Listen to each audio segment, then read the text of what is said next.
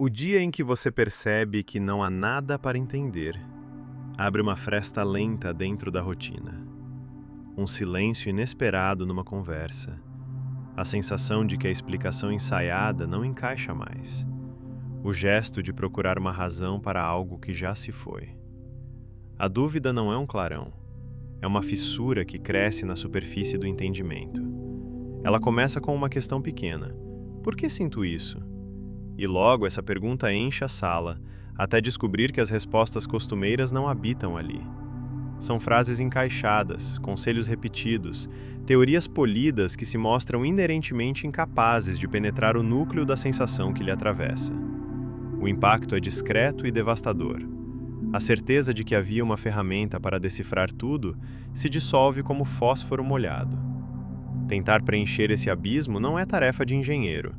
Você recorre a pensadores, às teorias que lhe foram ensinadas, às categorias que pediam apenas ser encaixadas. Mas a literatura, quando confrontada com a finitude das questões, devolve frases que parecem verniz, bonitas, polidas, incapazes de devolver o calor do que foi perdido. Assim se percebe que compreender não era o mesmo que abraçar. Entendimento e presença não coexistem automaticamente. A confiança de outrora, a fé laica no poder da razão para traduzir dor em sentido, revela-se de súbito uma construção frágil. A sensação é de que você alimentou uma máquina que nunca teve acesso ao coração das coisas. Essa descoberta tem um sabor seco. Não é desespero teatral, é um desalinho sereno e cortante. Você percebe que a exigência de sentido que carregava como bagagem é, em muitos pontos, um pedido dirigido a uma máquina que não responde. O universo continua sua marcha com ou sem justificativas humanas. As explicações oferecidas por religiões, por filosofias morais, por histórias familiares, são espelhos sociais que nos permitem viver em conjunto. Porém, quando se busca nelas justificativa última, elas falham. O espaço para a tradução moral e estética existe, mas o altar do significado absoluto está vazio. E isso produz uma vertigem que não se fecha com palavras belas. O corpo sente isso antes da mente. A inquietação aparece como dor sem causa médica clara. O sono perde consistência. O apetite muda de forma sutil. Há um trabalho íntimo e físico na constatação de que as explicações não chegam. Quando a razão empaca, o corpo acusa. Mãos que tremem, respirações curtas, uma espécie de vertigem que não tem nome. Essas manifestações não são só sintomas de ansiedade, são reações constitucionais ao reconhecimento de um limite epistemológico. A fragilidade da cognição diante do real faz o corpo recuar, como quem percebe que a ponte sobre a qual andava está comprometida. A linguagem, que antes era ponte, começa a se comportar como vidro. Palavras que prometiam compreensão agora partem em superfícies reflexivas. Amor retorna como palavra que todos usam, mas poucos habitam. Justiça ecoa como conceito que não repara rachaduras. Propósito aparece como etiqueta que não segura o peso da perda. A eficiência do discurso desmancha ao toque. A palavra não contém o objeto que ela pretende nomear. Isso torna cada tentativa de explicar uma operação arriscada. As palavras vêm carregadas de promessas que não cumprem. E a tentativa de encaixar uma vida inteira em enunciados traduzidos pelos outros vira exercício de pirotecnia intelectual que não aquece ninguém. Do ponto de vista existencial, essa percepção abala a teleologia pessoal. A vida organizada como série de finais e propósitos é, nesse instante, revelada como montagem frágil. As metas que outrora deram direção se mostram contingentes. A promessa de que, se você fizer X, Y virá, perde autoridade. O fio que julgávamos nos inserir na trama do mundo torna-se fio frouxo, susceptível de se romper a qualquer instante. Essa revelação não é catástrofe espetacular. É erosão lenta que altera a maneira como você imagina um futuro coerente. Não é que os projetos deixem de ter valor. É que o valor deles já não depende de alguma garantia última. Socialmente, essa constatação isola. As conversas corriqueiras assumem um tom de superficialidade. As pessoas trocam experiências simplificadas, rótulos, pontos de vista prontos. A expectativa de que se possa dividir aquilo que realmente se sente desvanece. O interlocutor compreende termos, não vivências. Ele pode concordar com categorias, mas raramente partilha o peso da perplexidade. Esse isolamento é peculiar. É solidão não por ausência de companhia, mas por ausência de interlocução significativa. Você descobre que a proximidade discursiva pode ser ilusão. Muitos ouvem a retórica, poucos habitam o problema com você. No campo moral, a ausência de um algo para entender é inquietação ativa. Se não há uma verdade última que organize o juízo, a responsabilidade humana se desloca. Decidir sem garantias torna-se atividade inevitável. Esse deslocamento não é leve. Exige coragem prática sem promessa de compensação metafísica. A ética, sob essa ótica, não se embasa em uma certeza definitiva, mas em pequenos acordos contingentes que nós tecemos dia a dia. A humildade se converte não em consolo, mas em postura exigente. Agir sabendo que errar é possível e que a justiça não virá selar seus atos em tribunal cósmico. O efeito sobre a memória é devastador em tom particular. A memória, que costumamos ver como armazém de experiências vivas, contrapõe-se à ideia de que nem tudo merece ser assimilado em sentido. Ao rever o passado, você nota a precariedade das histórias que conta a si mesmo. Muitas lembranças ocupam o lugar que atribuíamos à coerência pessoal, mas são instantes isolados, sem fio unificador. A autobiografia, dessa forma, se desmonta. O eu deixa de ser texto contínuo para se tornar mosaico de retalhos. Isso produz vertigem. Como confiar em uma narrativa que se desfaz ao menor exame? Culturalmente, o colapso da ilusão de entendimento definitivo questiona instituições que prosperam na promessa de sentido. Igrejas, partidos, mitologias contemporâneas, discursos científicos pretensiosos, todos podem sofrer a perda de autoridade quando confrontados com a insistência do incompreensível. Há um perigo real aí. O vácuo de sentido pode ser ocupado com crenças mais fortes, com fanatismos, com narrativas que prometem certidões absolutas. A ausência de resposta final não é convite ao alívio. É campo fértil, tanto para a honestidade quanto para a demagogia. Há, porém, uma possibilidade estético-prática que não é reconfortante e nem tranquilizante. Se a verdade final não existe, a prática artística e ética tem outra condição. Torna-se exercício de exatidão limitada.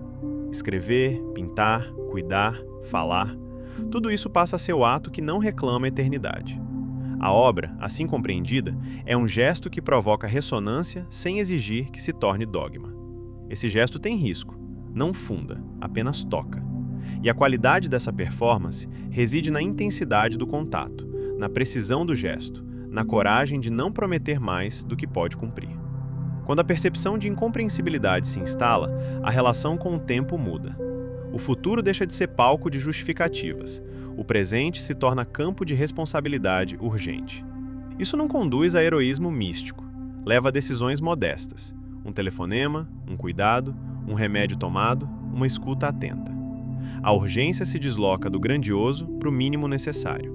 Não é conforto, é deslocamento de medida. A vida pede atos que façam diferença aqui e agora, sem pretensão de eternidade. A própria dor humana ganha outra cor. A perda, a doença, o fracasso, todos aqueles episódios que se esperam encaixar numa trama mais ampla, não comportam mais a promessa de sentido. Eles aparecem como eventos que exigem resposta, não interpretação. A terapia, as palavras de afeto, as condutas práticas tornam-se o que resta possível. Não para explicar, mas para atenuar. A busca por sentido, quando calada, pode ser substituída por práticas de cuidado que reconheçam a inaptidão explicativa do mundo. No entanto, existe um risco pernicioso. O reconhecimento de que não há nada para entender pode ser interpretado como convite à negligência. Se nada tem sentido último, por que agir? Essa pergunta, sedutora, é armadilha. A resposta honesta é que agir permanece necessário porque há consequências tangíveis para os outros. Não se trata de utilitarismo simplório. Trata-se de aceitar que a ética é prática situada. Não compreender totalmente não exonera. Pelo contrário, exige mais vigilância, porque a ignorância não é desculpa para a inação. A consciência política dessa constatação é pesada. Em sociedades que baseiam a legitimidade de suas regras em promessas de sentido coletivo, a desfazenda do entendimento total pode desestabilizar arranjos, mas também pode estimular formas mais modestas de convivência. Normativas flexíveis, procedimentos experimentais, abertura a erro e correção.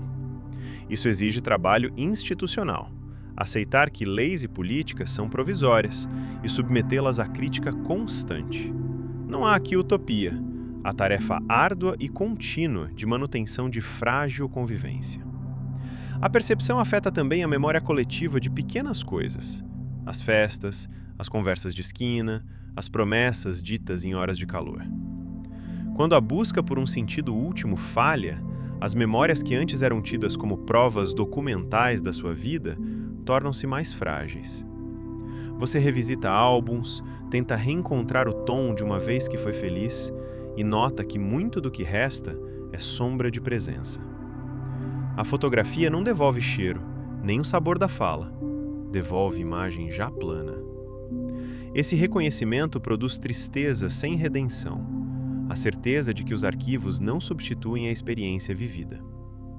Há, porém, intervalos de claridade que não se confundem com consolo. Um amigo que segura sua mão numa mesa de hospital, uma conversa que se arrisca sem exigir síntese, o silêncio compartilhado que sustém sem interpretar. Nesses instantes, você aprende uma técnica prática de resposta, a atenção desprovida de explicação. Não é virtude heróica, é disciplina de estar. Estar assim é gesto ético prático. Não repara a totalidade, não promete sentido, mas cria visibilidade para o outro naquilo que é possível. A reversão do horizonte explicativo também tem efeito sobre o futuro imaginado. Os projetos de vida, nascidos sob a influência da crença em sentido consolidado, perdem sua solenidade.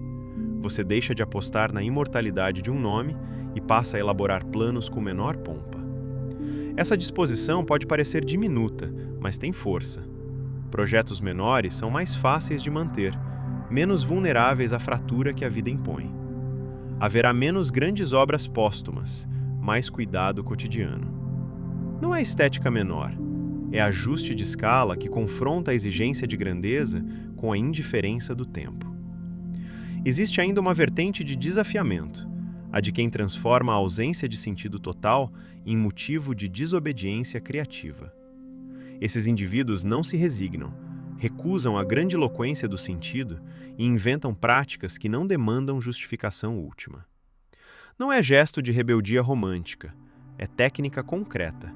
Experimentos, performances de vida que afirmam valor sem apelar por legitimação superior. Essa atitude tem risco estético e moral. Pode virar niilismo performático, espetáculo vazio. Mas também pode produzir composições verdadeiras, feitas para tocar sem pretender fundar universos. A pergunta que insiste é incômoda.